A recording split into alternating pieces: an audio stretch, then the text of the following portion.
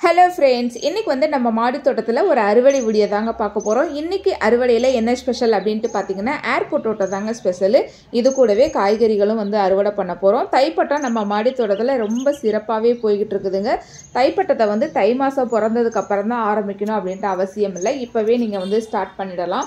Already நான் நிறைய செடிகள் வச்சது, விதைகள் போட்டது எல்லாமே வீடியோ ஒன்று போட்டிருந்தேன். அதோட அப்டேட் வந்து நான் காமிக்கிறேங்க. நம்ம தோட்டத்தில் வந்து தக்காளி செடிகள் எல்லாம் சூப்பராகவே வளர்ந்துக்கிட்டு இருக்குதுங்க. நான் எதிர்பார்த்த மாதிரியே வந்துகிட்டு இருக்குது. இந்த வருஷமும் நம்ம மாடி தோட்டத்தில் தக்காளி அறுவடை வந்து பார்க்கலாங்க. அடுத்த வீடியோ வந்து ஒரு அப்டேட் வீடியோ ஒன்று கொடுக்குறேங்க. இன்றைக்கி வந்து அறுவடை வீடியோ பார்ப்போம். வாங்க வீடியோக்குள்ளே போகலாம்.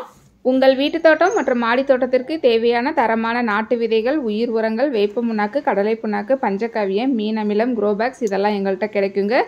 ஸ்க்ரீனில் தெரிகிற நம்பருக்கு வாட்ஸ்அப் பண்ணுங்கள். உங்களுக்கு டீட்டெயில் எல்லாம் அனுப்பி வைப்போம். பொருட்கள் பார்த்தீங்கன்னா கொரியர் மூலமாக நம்ம எல்லா இடத்துக்கும் அனுப்பி வைப்போம். இன்றைக்கி வந்து நம்ம ஃபஸ்ட்டு அறுவடை பண்ண போகிறது என்ன அப்படின்ட்டு பார்த்தீங்கன்னா மக்காச்சோளம்ங்க. அதாவது நாட்டு மக்காச்சோளம் வந்து அறுவடை பண்ண போகிறோம். என் கணவர் வந்து அறுவடை பண்ணுறாங்க. நான் வந்து வீடியோ எடுக்கிறேன். கொஞ்சம் அவங்க அறுவடை பண்ணுவாங்க, கொஞ்சம் நான் அறுவடை பண்ணுவேன். ஏன்னா ஒரு சில செடிகள் வந்து உயரமாக இருக்கும், அதெல்லாம் அவங்க அறுவடை பண்ணுவாங்க. கொஞ்சம் சின்னதாக இருக்கிற செடிகளில் நான் வந்து அறுவடை பண்ணுவேன். மஞ்சள் மக்காச்சோளம் வந்து ஒரு பேக்கில் போட்டு விட்டுருந்தேன். அப்புறம் சிகப்பு கலர் வந்து 2 பேக்கில் போட்டு விட்டுருந்தாங்க.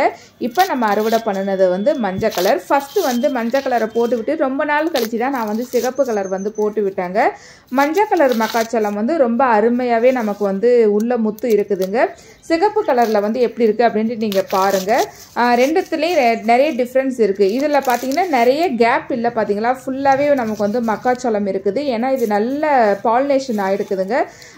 மக்காச்சோளத்துலேயும் பார்த்தீங்கன்னா மகரந்த சேர்க்கை வந்து சரியாக நடக்கலை அப்படின்னா தான் உள்ளே வந்து அந்த கான் வந்து சரியாக இருக்காது. இதில் வந்து நல்லா மகரந்த சேர்க்கை வந்து நடந்திருக்குது. அதனால் கான் ஃபுல்லாகவே இருக்குது, கேப் இல்லாமல். இப்போ பறிக்கிறது பார்த்தீங்கன்னா சிகப்பு கலர் மக்காச்சோளம், மஞ்சள் கலர் மக்காச்சோளம் போட்டு ரொம்ப நாள் கழிச்சு தான் சிகப்பு கலர் மக்காச்சோளம் வந்து போட்டுவிட்டோம். 2 பேக்கில் வந்து போட்டுவிட்டோம். இந்த இடத்துனிக்கு ஒரு பேக்கில் இருக்குது, இன்னொரு இடத்துனிக்கு வந்து ஒரு பேக்கில் இருக்குதுங்க. இந்த மக்காச்சோளம் பார்த்தீங்கன்னா சரியாக கான் வந்து உள்ளே இல்லைங்க. நீங்கள் பார்க்குறதுக்கு முன்னாடியே நான் சொல்லிட்டேன், உள்ளே வந்து கொஞ்சம் கேப்பாக தான் இருக்குது. என்ன காரணம் அப்படின்ட்டு பார்த்தீங்கன்னா மகரந்த சேர்க்கை வந்து சரியாக நடக்கலைங்க.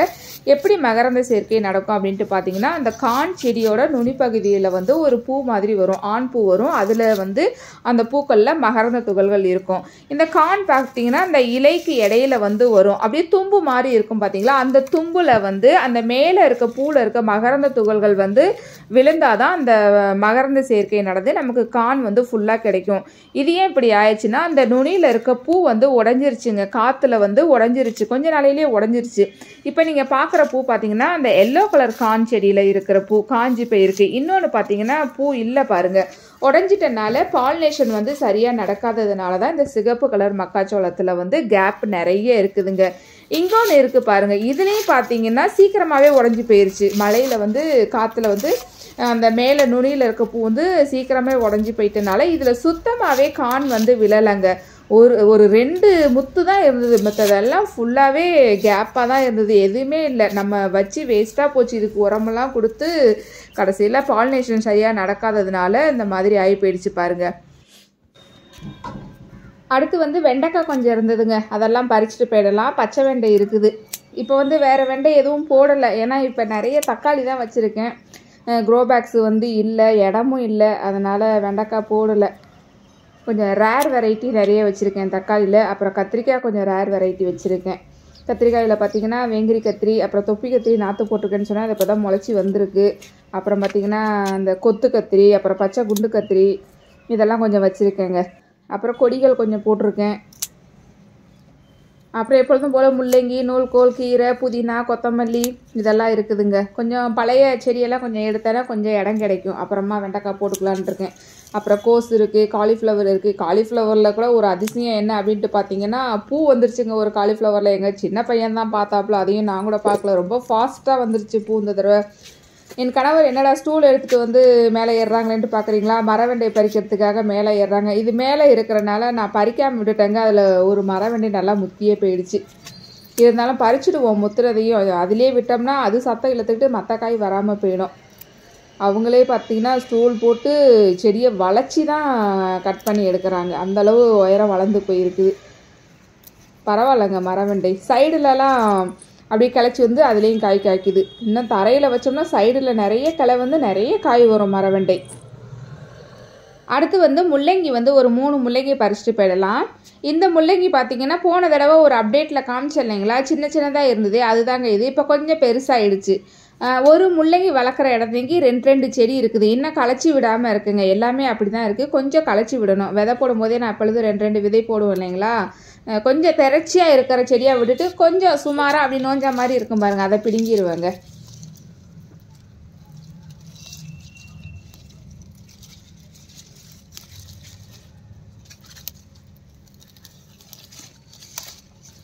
மண் வந்து நல்லா லூஸாக இருக்குதுங்க. அதான் லைட்டாக அப்படி பிடிச்சி இழுக்கும் போதே வந்துருச்சு. இப்போ தான் தண்ணி வேறு விட்டுட்டு போனேன், ரொம்ப லூஸாக இருக்குது. அதான் லைட்டாக அப்படி இழுத்தோன்னே வந்துருச்சு. அதுவும் இல்லாமல் கிழங்கு பார்த்தீங்கன்னா கீழே இறங்கலைங்க. கீழே இறங்காமல் எல்லாம் மேலே வளர்ந்து வந்துருச்சு.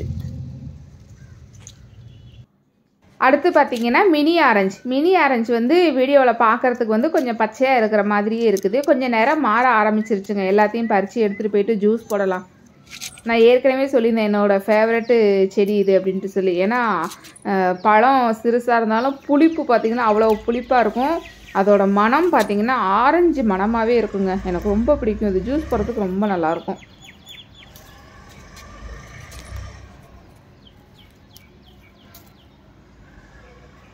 இன்றைக்கி வந்து ஒரு கைப்பிடி அளவு கிடச்சிருக்குது. இன்னும் காய் பார்த்திங்கன்னா நிறைய இருக்குதுங்க. அதெல்லாம் கொஞ்சம் பழுத்த உடனே அப்புறமே பறிச்சுக்கலாம்.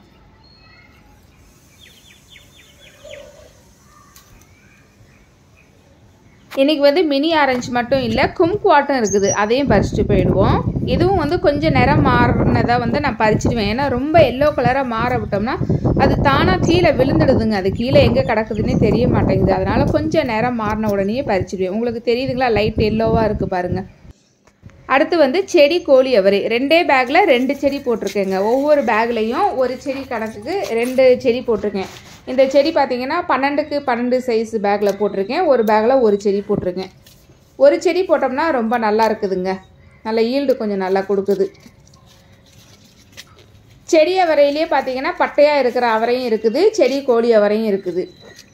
நம்ம கொடி கோழி அவரையும் போட்டிருக்கோம். அது ஆனால் கலர் பார்த்திங்கன்னா கொஞ்சம் பிங்க் கலர் மாதிரி இருக்கும். அதுலேயும் இன்றைக்கி காய் இருக்குது. அதையும் பறிச்சுட்டு போயிடுவோம். நம்ம வந்து பந்தல் இல்லாதவங்க, பந்தல் போட முடியாதவங்க இந்த மாதிரி செடி கோழி அவரையெல்லாம் போட்டுக்கலாங்க. அடுத்து பார்த்திங்கன்னா கொடி கோழி அவரை. இது வந்து கொஞ்சம் பிங்க் கலராக இருக்கும் இல்லைங்களா. அது போன வருஷம் கொடி கோழி அவரை நல்ல அறுவடை வந்து கொடுத்துங்க நமக்கு. இந்த வருஷம் பார்த்திங்கன்னா அஸ்வினி பூச்சி தாக்குதல் நிறையவே வந்துருச்சு. இன்றைக்கி பார்த்திங்கன்னா நிறைய காயில் அஸ்வினி பூச்சி தாக்குதல் இருக்குது. கொஞ்சம் நல்லா இருக்க காயாக மட்டும் பறித்து மிச்சத்தை எல்லாம் விட்டுட்டேங்க. அந்த காயெல்லாம் கொஞ்சம் முத்திருச்சுன்னா அதில் விதை எடுத்துக்கலாம் அப்படின்ட்டு விட்டேன். இன்றைக்கி நல்லா இருக்கிறது மட்டும்தான் பறிக்கிறேன்.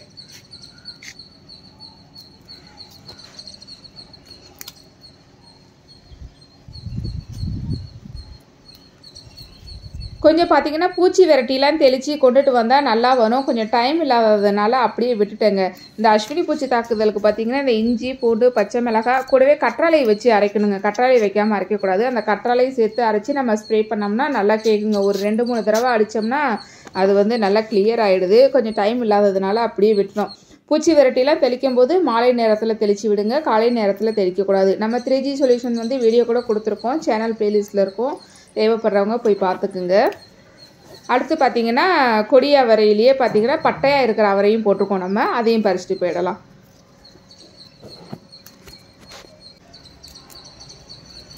கொடி அவரையெல்லாம் பார்த்திங்கன்னா என் கணவர் தான் பறித்தாங்க. அதெல்லாம் கொஞ்சம் மேலே இருக்கும், எனக்கு சரியாக எட்டாது, எட்டி பறிக்கிற மாதிரி இருக்கும். அதனால் அவங்கள பறிக்க விட்டுட்டேன். இது வந்து பட்டை அவரை. இதையும் பறித்து எடுத்தாச்சு. கொஞ்சம் வீடியோவை கட் பண்ணிட்டேங்க, நிறைய இருந்தது, கட் பண்ணிட்டேன். அப்புறம் பார்த்திங்கன்னா கொடி உருளை. நிறைய பேர் பார்த்திங்கன்னா கொடி உருளையை வந்து சேலுக்கு கொண்டுட்டு வாங்க அப்படின்ட்டு சொல்லியிருந்தீங்க. நம்ம உருளையை வந்து சேல் பண்ண முடியாது. ஏன்னா வீட்டில் பசங்க வந்து விரும்பி சமைச்சு தர சொல்கிறாங்க. நான் வெளியில் வந்து கேட்டிருக்கேங்க. இன்னும் ஒரு 2 நாளையில் வந்து கொடி உருளை வந்து வருது. தேவைப்படுறவங்க ஸ்க்ரீனில் தெரியும் இல்லைங்களா, அந்த நம்பருக்கு வந்து நீங்கள் வாட்ஸ்அப் பண்ணி எப்போ வருது, என்ன விலை அப்படிங்கிறதெல்லாம் வாட்ஸ்அப்பில் வந்து நீங்கள் கேட்டு தெரிஞ்சுக்கிட்டு நீங்கள் நம்மகிட்ட ஆர்டர் போட்டு வாங்கிக்கலாம்.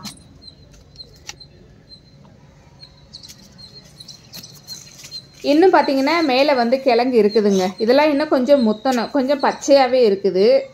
இதெல்லாம் கொஞ்சம் நேரம் மாறினதுக்கப்புறம் தான் அறுவடை பண்ணணும். நான் சின்ன பேக்கில் வச்சுட்டேங்க. நல்லா பெரிய பேக்கில் வச்சுருந்தோம்னா நிறைய காய் கிடச்சிருந்துருக்கும் போல இருக்குது. நான் வந்து 15x15 பேக்கில் தான் போட்டேன். ஆனால் அந்த பேக்லேயே நிறைய மண் போடலைங்க. மடித்து விட்டுட்டேன். பாதி மடித்து விட்டுட்டு கம்மியாக தான் மண் போட்டு அதில் தாங்க வச்சேன். அடுத்த முறை நல்லா பெரிய பேக்கில் வைக்கலாம் அப்படின்ட்டு இருக்கேன். நல்லா அழகாக இருக்குது. அந்த கொடியில் பார்த்தீங்கன்னா உருளைக்கிழங்கு காய்ச்சிருக்கிறத பார்க்கும்போது நல்லா இருக்குது. பார்க்குறவங்களாம் வித்தியாசமாக பார்க்குறாங்க. அதை இன்னும் கூட இருக்குது, அதையும் பறிச்சுக்குவோம். இப்போ பறிக்கிறதெல்லாம் கொஞ்சம் சின்னதாக இருக்குது. மொத்தம் பார்த்திங்கன்னா 2 பேக்கில் போட்டேங்க. ஏன்னா நமக்கு அப்போ வந்து 2 கிழங்கு தான் கிடச்சிது. 2 பேக்கில் போட்டு விட்டேன். ரெண்டுமே நல்லா காய்ச்சிருக்குதுங்க, 2 கொடியிலையுமே. அடுத்த தடவை வந்து நிறைய போடலாம் அப்படின்ட்டு இருக்கேங்க. இப்போ வந்து போடக்கூடாது, இது இப்போ ஃப்ரெஷ்ஷாக இருக்குது. இது எப்படி நான் 2-3 மாதம் கழிச்சு தான் போடணும். இது வந்து நல்லா சுருங்கி தானாக முளைச்சி வரும். அதுக்கப்புறம் வந்து நம்ம நடவு செய்யணும்.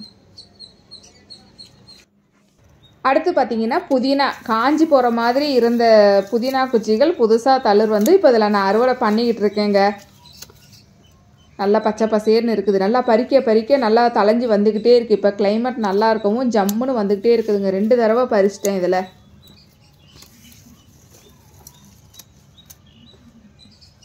ஆனால் நம்ம புதினா பார்த்திங்கன்னா பறித்து கீழே எடுத்துகிட்டு போகிறதுக்குள்ளே கொஞ்சம் வதங்கி போயிடும். அந்தளவு சாஃப்டாக இருக்குங்க. நம்ம கடையில் வாங்கிட்டு வரதெல்லாம் கொஞ்சம் அப்படியே ரஃப்பாக இருக்கிற மாதிரி இருக்கும் இலைகள். இது நல்லா சாஃப்டாக இருக்கும். கீழே நான் மாடியிலே பறிச்சுட்டு தண்ணி தொளிச்சு வச்சுட்டு அப்புறமா தான் எடுத்துகிட்டு போவேன். ஏன்னா கீழே எடுத்துகிட்டு போகிறதுக்குள்ள வதங்கி போயிடுது. தண்ணி தொளிச்சு வச்சுருவேன் கொஞ்சம் கீழே இறங்கி போகிறதுக்கு லேட் ஆகிற மாதிரி இருந்ததுன்னா.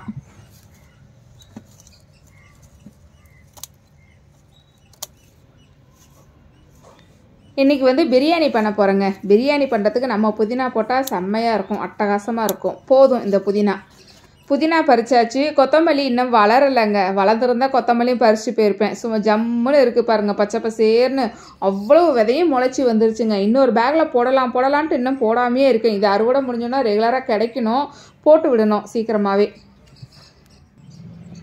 அவ்வளவுதான் ஃப்ரெண்ட்ஸ், அறுவடை எல்லாம் பண்ணி முடிச்சாச்சு. மேலேயே வச்சு காமிக்கலான்ட்டு வச்சுருக்கேங்க. அந்த பேரல் மூடியில் தான் வைப்பேன். புதினா வைக்க இடம் இல்லாத என் கணவர் கையில் பிடிச்சிக்கிட்டு இருக்காங்க. முதல்ல பார்த்தீங்கன்னா கொடி உருளை, அப்புறம் பார்த்தீங்கன்னா கான் 2 மஞ்சள் கலர், அப்புறம் சிகப்பு கலர் 2 பறிச்சிருக்கோம்.